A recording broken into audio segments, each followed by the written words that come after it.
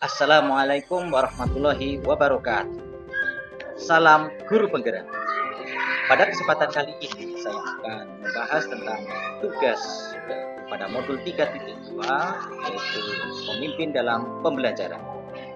Pada modul ini kami dibekali tentang bagaimana caranya sebagai seorang pemimpin dapat mengelola kemampuan atau sumber daya yang ada di sekolah untuk dijadikan sebuah aset yang dapat dikembangkan demi kemajuan dan perkembangan sekolah yang lebih baik lagi.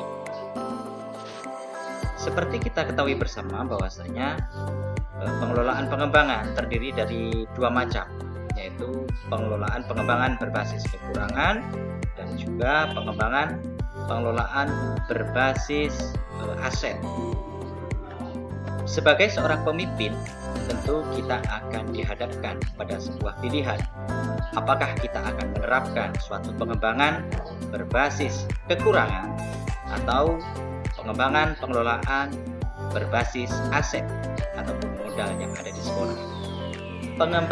Pengelolaan berbasis kekurangan atau sering kita sebut dengan DBA, Deficit Based Approach, tentu saja memiliki ciri yang berbeda dengan pengelolaan pengembangan berbasis aset atau istilah yang disebut dengan ABCD, Asset Based Community Development. Nah, perbedaannya adalah pengelolaan pengembangan berbasis kekurangan kita hanya cenderung pada memikirkan aspek-aspek yang kekurangan yang dimilikinya, selalu mengeluh ataupun merasa tidak mampu dengan kekurangan yang ada. Sedangkan ABCD itu pendekatan pengelolaan berbasis aset, di mana guru ataupun kepala sekolah itu selalu akan berpikir bagaimana caranya mengembangkan aset yang ada di sekolah tersebut untuk selalu diberikan jalan atau solusi agar selalu dapat berkembang dan lebih maju dengan keadaan yang ada tanpa harus mengeluh, dengan mencari solusi-solusi ataupun alternatif-alternatif demi kemajuan anak didiknya. Dalam kata artian tidak menyerah dengan suatu keadaan yang ada. Pendekatan pengembangan berbasis aset atau sering kita sebut dengan ABCD, Asset Based Community Development, itu terdiri dari 7 modal utama yang ada di sekolah. Yang pertama yaitu modal manusia, yang kedua modal sosial, ketiga modal politik, yang keempat ada modal agama dan budaya, yang kelima ada modal fisik, yang keenam ada modal lingkungan atau alam, dan yang ketujuh ada modal finansial. Nah, dari ketujuh modal tersebut kita dapat memilah dan memilih manakah yang akan menjadi potensi yang dapat dikembangkan agar sekolah tersebut memiliki ciri dan karakter yang melekat ataupun menjadi identitas sekolah yang selalu diingat dan menjadi suatu pilihan bagi masyarakat. Yang pertama, modal manusia. Modal manusia terdiri dari kepala sekolah, guru dan tenaga kependidikan, kemudian ada komite sekolah dan masyarakat yang ada di sekitar sekolah tersebut. Yang kedua adalah modal sosial. Pada modal sosial ini meliputi dari organisasi profesi seperti PGRI, kemudian sebuah kelompok kerja seperti KKG, MGMP ataupun forum kepala sekolah K3S. Kemudian pada institusi lain seperti Puskesmas, Kapolsek, dan juga alumni pun juga dapat dilibatkan dalam modal sosial. Yang ketiga yaitu modal fisik. Modal fisik meliputi dari ruang guru, ruang kantor, ruang kelas, kemudian ada ruang perpustakaan, musola, kemudian laboratorium, sarana prasarana lain seperti lapangan dan lain-lain. Yang keempat yaitu modal alam. Modal alam ini meliputi dari perkebunan, persawahan, sungai yang ada pada sekitar lingkungan sekolah tersebut. Yang kelima yaitu modal finansial. Modal finansial meliputi yaitu adanya dana operasional sekolah yang sering kita sebut dengan dana BOS. Yang kedua, ada dana dari kontribusi dari orang tua yang dikelola oleh komite sekolah. Yang keenam adalah modal politik.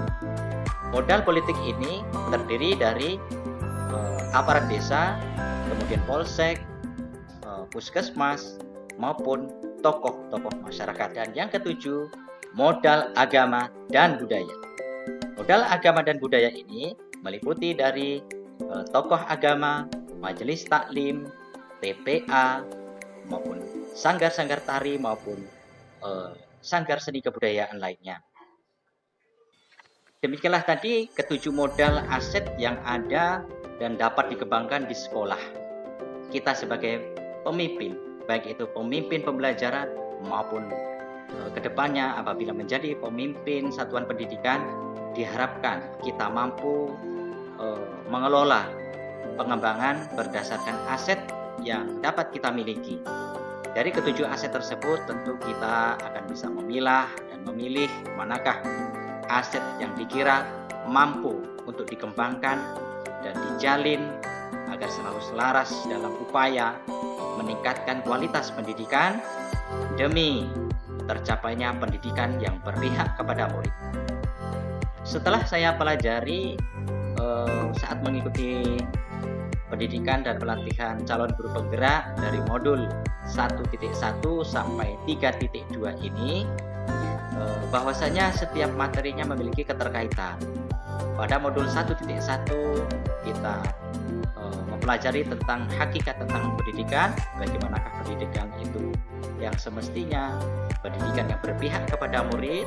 Pada modul 3.2 ini kita mempelajari tentang bagaimana caranya sebagai pemimpin pembelajaran dalam pengembangan aset yang ada di sekolah tersebut, yang tidak lain dan tidak bukan demi mencapai suatu pendidikan yang diharapkan seperti Ki Hajar Dewantara, yaitu dapat mencapai pendidikan yang mampu menuntun peserta didiknya sesuai dengan kodratnya agar mencapai kebahagiaan dan keselamatan baik secara pribadi sebagai manusia maupun sebagai masyarakat. Sebagai guru, kita juga termasuk sebagai modal manusia. Guru sebaiknya memiliki 5 nilai-nilai yang terkandung di dalamnya. Yang pertama yaitu ada nilai mandiri, kolaboratif, inovatif, reflektif, dan berpihak kepada murid.